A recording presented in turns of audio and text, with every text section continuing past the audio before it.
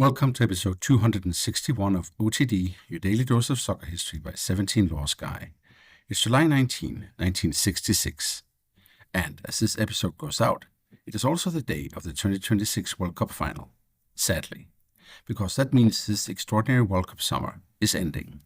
But chin up, it also means OTD now gets to return to the whole beautiful game again. Clubs, leagues, cups, administrators, rules, revolutions, scandals, and the occasional World Cup flashback.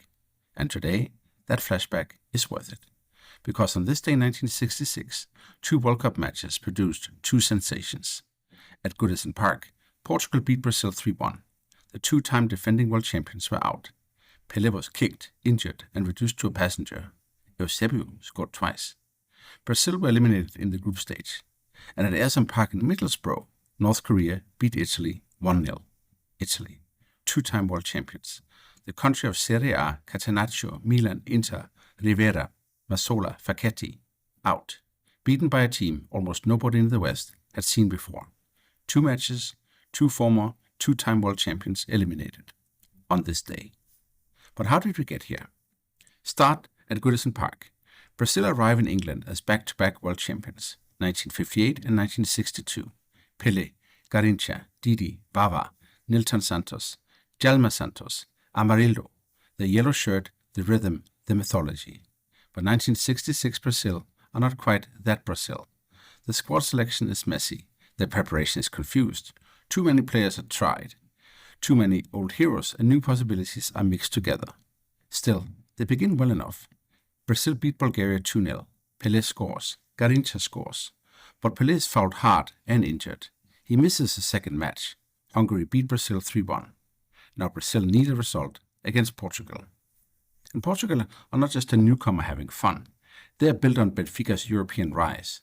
Benfica had ended Real Madrid's first European Cup age in 1961. They had beaten Real Madrid again in the 1962 final, when Eusébio announced himself properly to Europe. By 1966, Eusébio is one of the great players in the world. Power, balance, acceleration, and shooting. Born in Mozambique, made in Lisbon, the Black Panther. And Portugal have more than him. Coluna, José Augusto, Simoes, Torres, Hilario. A side full of Benfica and sporting quality, playing with structure, edge, and belief. They beat Hungary 3-1. They beat Bulgaria 3-0.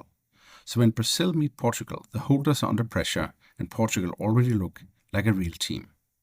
Then the match starts. 16th minute, Antonio Simoes scores. Portugal 1, Brazil 0. 28th minute, Eusébio scores. Portugal 2, Brazil 0. Brazil are in trouble, and Pelé is in worse trouble. João Moraes hacks him down. No red card, no yellow card either, because yellow and red cards do not exist yet. We'll get to that in a few days. And no substitutes in World Cup play, so Pelé cannot simply be replaced. He has to stay out there, limping, drifting wide, no longer able to change the match. Brazil do pull one back. Rildo, 71st minute, Portugal 2, Brazil 1. But Brazil never really regained the old force. And then Eusébio scores again. Portugal 3, Brazil 1. Final whistle. The defending champions are out. Not in a final, not in a semi-final, but in the group stage. The great Brazil of 1958 and 62 is over. Now go across to the country to Middlesbrough, Ayresome Park, Italy against North Korea. To understand this shock, we need to rewind to qualification. North Korea's road to England had already been strange. For the 1966 World Cup, Africa, Asia, and Oceania were effectively asked to fight over one place. African nations boycotted in protest, demanding a direct place in future tournaments. South Africa were removed because of apartheid. South Korea withdrew. So the path narrowed until it became almost absurd. North Korea against Australia. Two matches. Neutral ground. Phnom Penh, Cambodia. North Korea won 6-1, then 3-1. 9-2 on aggregate. Cholime football, named after the mythical winged horse, was going to England. In England, they were placed in Group 4 with the Soviet Union, Chile, and Italy. They lost 3-0 to the Soviet Union. They drew 1-1 with Chile. So against Italy, they needed to win. Italy needed only to avoid defeat. And Italy are supposed to avoid defeat. This is a major football nation, world champions in 1934 and 38. Serie A is already one of the sport's strongest leagues. AC Milan had won the European Cup in '63. Inter 164 and 65 under Herrera. Catenaccio has conquered Europe, man-marking, libero, controlled counterattacks, defensive intelligence with attacking weapons.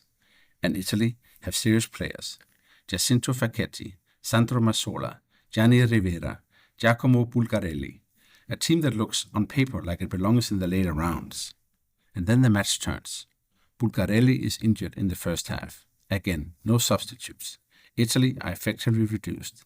And in the 42nd minute, Pak Doo-ik finds the space. Low shot. Goal. North Korea 1, Italy 0. For the second half, Italy have the ball and a problem. North Korea have the lead and the crowd. Because Middlesbrough has fallen for them. The locals love the underdog, the energy, the humility, the running. The strangeness of Cold War outsiders becoming Teesside favorites. Italy push, North Korea hold. Final whistle, North Korea 1, Italy 0. Italy are out. North Korea in the quarterfinals. The first Asian team to reach the last 8 of a World Cup. And July 19, 1966 becomes one of the great upset days in tournament history. But so what? For Brazil, the reaction is humiliation. The country that had taught the world to see football in yellow leaves England early, angry, injured, and confused. Pelé even says he may never play another World Cup. But 4 years later, Brazil turned the trauma into architecture. Mexico 1970, Pelé returns to Stau, Jairzinho, Rivellino, Gerson, Carlos Alberto. A team with structure and freedom. A team that does not simply restore Brazil, but defines Brazil forever. And who do they find in the final? Italy, the other humiliated giant from this day. Italy 1966 wound is brutal too. When the team returns home, the reception is ugly. They are mocked, insulted, and remembered as the team that lost to North Korea. But Italy don't disappear. 2 years later, they win Euro 1968 on home soil. And 4 years later, they reach the World Cup final. They beat West Germany 4-3 in the game of the century in the semi-final, which we talked about in episode 229. Then they meet Brazil in Mexico City. So in one line, July 19, 1966 gives us the emotional prehistory of the 1970 final. Brazil and Italy both leave England ashamed. But 4 years later, they meet for the right to keep the Jules Rimet trophy forever. Brazil win 4-1. That is redemption for Brazil. And I dedicated episode 233 to that arc. For Italy, not quite. But it is proof that Ayresome Park didn't break them. Now Portugal and North Korea. Their reward for the shocks is each other. July 23rd, Goodison Park again, Portugal against North Korea, and after 25 minutes, the score is impossible. North Korea 3, Portugal 0. Pak Sung-sin, Lee Dong-woon, and Yang Seung-kook 3-0. The team that had just beaten Italy is now destroying Portugal. But then Eusébio takes the match back. 27th minute, 3-1. 43rd minute, penalty, 3-2. Halftime, Portugal are alive. Second half, Eusébio again, penalty, 3-3. Then again, 4-3. 4 goals, one man turning panic into control, and José Augusto makes it 5. Portugal 5, North Korea 3. It is one of the great World Cup comebacks. North Korea's fairy tale ends, but not in shame. They bow to the crowd. They leave as legends. Portugal keep going. They lose 2-1 to England in the semi-final after the match is moved from Goodison Park to Wembley. Then they beat the Soviet Union 2-1 in the third place match. Eusébio finishes as the tournament's top scorer with 9 goals. And this becomes Portugal's World Cup high watermark. They will have great teams later. Cristiano Ronaldo, Euro 2016, Nations League 2019. But in the World Cup, 1966 remains the deepest finish. For North Korea, 1966 remains almost the whole men's World Cup myth. They return only once, in 2010. And there, history plays a strange joke. Portugal again, this time with Cristiano Ronaldo. Portugal wins 7-0. The old Goodison romance is not repeated, but the 1966 memory survives in a different way, in Middlesbrough. Years later, surviving members of the North Korean team returned to the town. The documentary, The Game of Their Lives, helped revive the connection. The old Ayresome Park was gone, replaced by housing, but the memory stayed.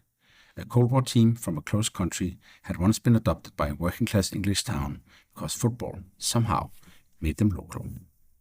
Before we go, 3 things to take away from July 19, 1966. First, Brazil's elimination was not only an upset, It was the end of the first great Brazilian World Cup dynasty, 1958-62, and then the hard reset that leads to 1970.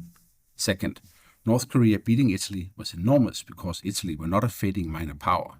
They were Serie A, Catenaccio, Inter Milan, Rivera, Massola, and Facchetti, beaten by Cholima running and belief.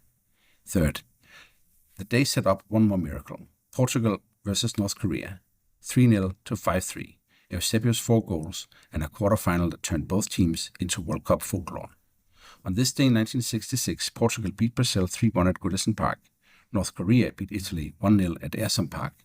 2 former world champions went home. 2 outsiders became legends. And the World Cup learned, again, that history can change in 2 stadiums at once. That's all for episode 261 of OTD, your daily dose of soccer history by 17 Lost Guy. Please rate the show 5 stars and share it with your friends. It's the algorithm, baby. Tomorrow we go to July 20, 1885, when the Football Association, after years of heated debate, finally permitted professionalism. See you then.